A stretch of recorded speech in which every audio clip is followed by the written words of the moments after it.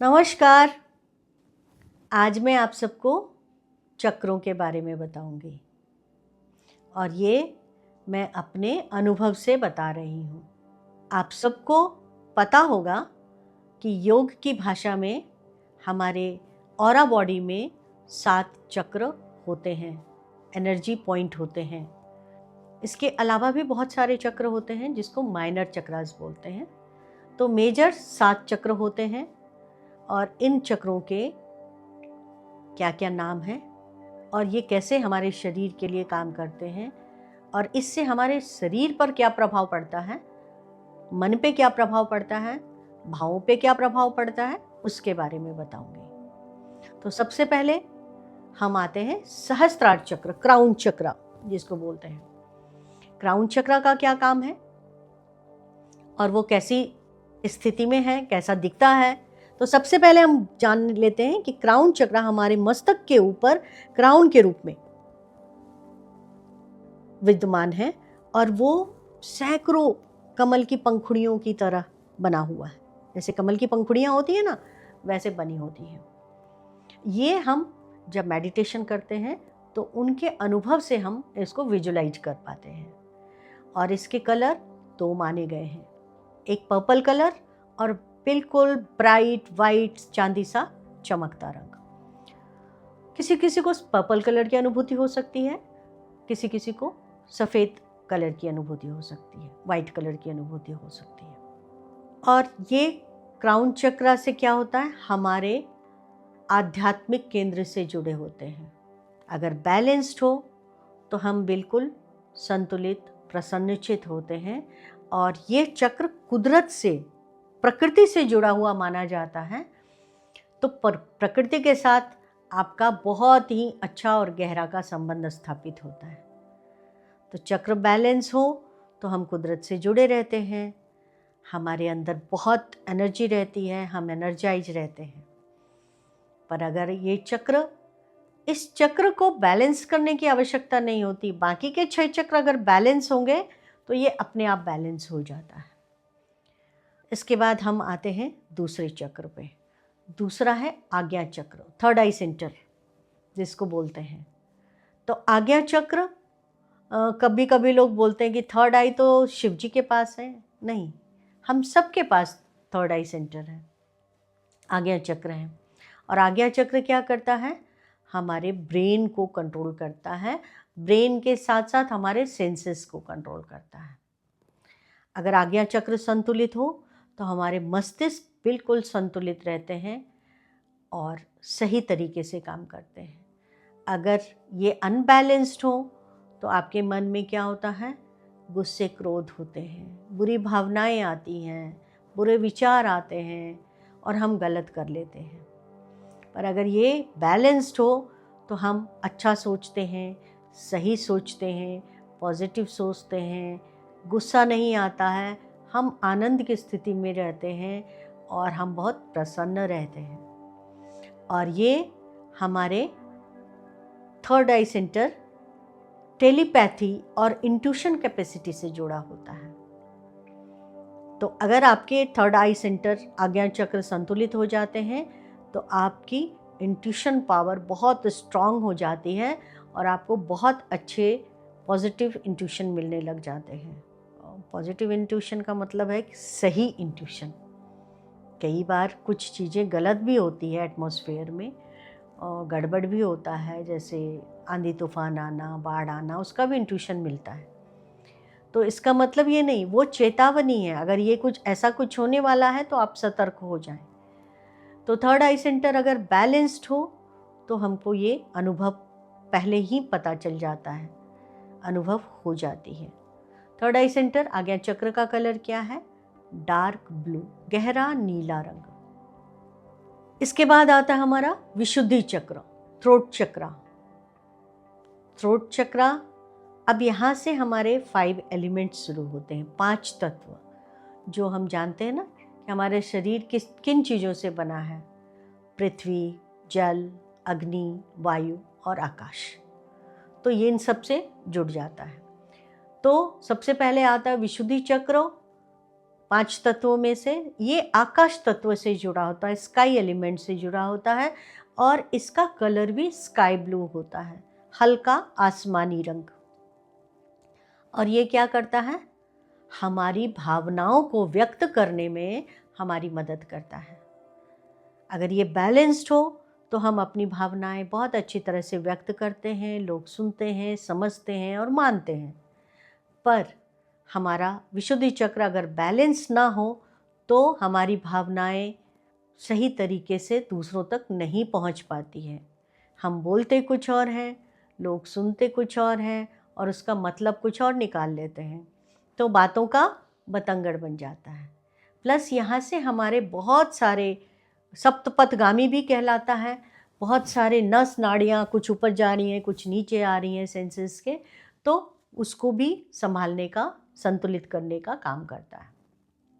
उसके बाद आता है हमारा हार्ट चक्र, अनाहत चक्र।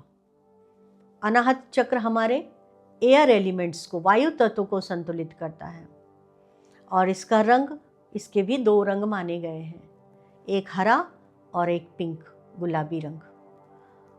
तो अगर ये संतुलित हो तो हमको बहुत अच्छे विचार रहते हैं, बहुत पॉजिटिव थॉट्स रहते हैं, हमारे मन में डर, भय, घबराहट, निराशा और हताशा वाले विचार नहीं रहते हैं, क्योंकि ये इम्बैलेंस रहता है, तभी ऐसे सब विचार आते हैं। तो हार्ट चक्र अगर इम्बैलेंस हो तो डर, भय, घबराहट, निराशा, हताशावादी विचार आते हैं। और आपने देखा होगा कि बहुत सारे लोग डर, भय के कारण कमरे में अपने आप को बंद कर लेते हैं, किसी से मिलना जुलना नहीं चाहते हैं। बहुत सारी ऐसी दुर्घटनाएं हमने देखी है। लोग अपने बात किसी तक नहीं पहुंचा पाते हैं, डरे रहते हैं, सहमे रहते हैं, किसी के आगे बोल नहीं पाते हैं।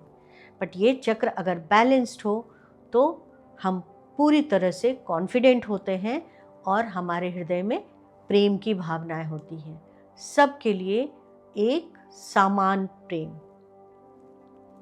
और ये चक्र हमारे हार्ट से रिलेटेड प्रॉब्लम को भी बैलेंस करता है। अगर हार्ट चक्र बैलेंस होगा तो हमें कभी भी हार्ट से रिलेटेड कोई भी प्रॉब्लम नहीं होगा, लंग्स से रिलेटेड, वायु से रिलेटेड कोई प्रॉब्लम नहीं होगा, वात की तकलीफ नहीं होगी।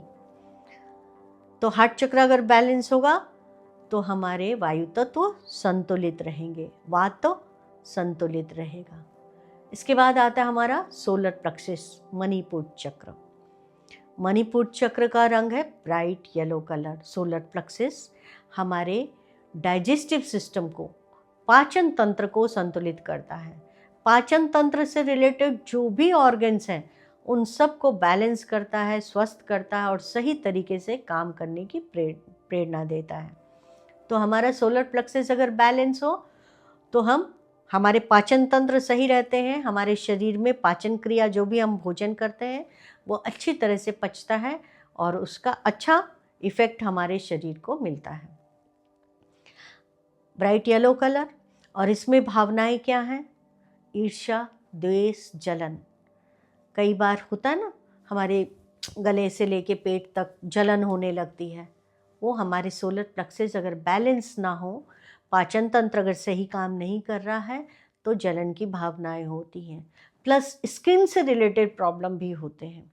अगर इम्बैलेंस है तो हमारे स्किन से रिलेटेड प्रॉब्लम होती। तो चक्रास इम्बैलेंस हो तो हमारे स्किन से रिलेटेड प्रॉब्लम, मतलब एक्ने होना, चेहरे पे दाग धब्बे होना, शरीर में सफ़ेद या काले दाग धब्बे होना, ये सब हो सकता है। बट अगर हमारे चक्र बैलेंस हो तो हमें इन सब प्रॉब्लम से मुक्ति मिल जाती है। उसके बाद आता है हमारा हरा चक्र, स्वादिष्ठान चक्र। स्वादिष्ठान चक्र अगर बैलेंस हो तो हम बिल्कुल सच्चित आनंद की स्थिति में रहते हैं। स्वादिष्ठान चक्र हमारे जल तत्व को संतुलित करता है। अगर अनबैलेंस्ड हो तो हमें बहुत सारे रिप्रोडक्टिव ऑर्गन्स के प्रॉब्लम्स महसूस होते हैं। Uterus, ovary, fallopian tubes, ladies के बहुत सारे ऑर्गन्स हरा चक्र में, स्वादिष्ठान चक्र में है, तो उनसे रिलेटेड प्रॉब्लम होती है। जल तत्व से रिलेटेड प्रॉब्लम होती है, क्योंकि ये जल तत्व को बैलेंस करता है। तो हमारे शरीर में जल तत्व अगर बढ़ जाए तो मोटापा भी बढ़ जाता है। हरा चक्र, स्वादिष्ठान चक्र अगर बैलेंस हो तो हम बिल्कुल बैलेंस्ड रहते हैं। इसका कलर क्या है? ऑरेंज। तो स्वादिष्ठान चक्र बैलेंस हो तो रिप्रोडक्टिव ऑर्गन सही तरीके से काम करते हैं और हम स्वस्थ और आनंद की अनुभूति में रहते हैं। प्लस इसमें क्या है? हमारी भावनाएं, इच्छा, कामना, वासनाएं। इसके बाद आता है हमारा मूलाधार चक्र, रूट चक्र। रूट चक्र क्या करता है? इसका कलर क्या है? रेड। और मूलाधार चक्र क्या करता है? हमारे बॉडी के स्ट्रक्चर को, हड्डियों को संतुलित करता है। बोन से रिलेटेड अगर प्रॉब्लम है तो आपका रूट चक्र अनबैलेंस्ड है। पृथ्वी तत्व से जुड़ा हुआ ये चक्र हमारे पृथ्वी तत्व को संतुलित करता है। तो पृथ्वी चक्र अगर इम्बैलेंस्ड हो तो हमारे पैरों में दर्द हो सकता है, घुटनों में दर्द हो सकता है, हड्डियों में दर्द हो सकता है, कहीं भी हड्डियों, दांत की भी तकलीफ हो सकती है। तो शरीर में कहीं भी, सिर की हड्डियों से लेके पैरों की हड्डियों तक कहीं भी तकलीफ हो सकती है।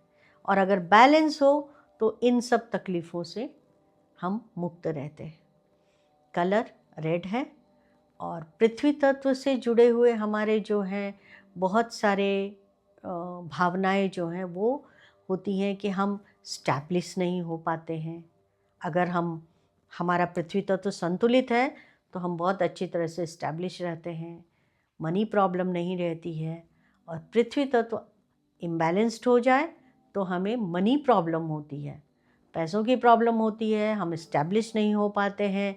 तो हमें पृथ्वी तत्व को संतुलित करना है, मूलाधार चक्र को संतुलित करना है, ताकि हम बिल्कुल, हमारा स्ट्रक्चर स्वस्थ रहे, हम स्वस्थ रहें और हमें कोई मनी से रिलेटेड प्रॉब्लम ना हो। अभी दूसरे भाग में मैं आप लोगों को चक्रों को कैसे बैलेंस करना है, मेडिटेशन के द्वारा, बीज मंत्रों के द्वारा, या रेकी से, या योग से, वो मैं आपको बताऊंगी। इसके साथ ही आप सभी का धन्यवाद करती हूँ। चैनल को सब्सक्राइब करना ना भूलें। धन्यवाद।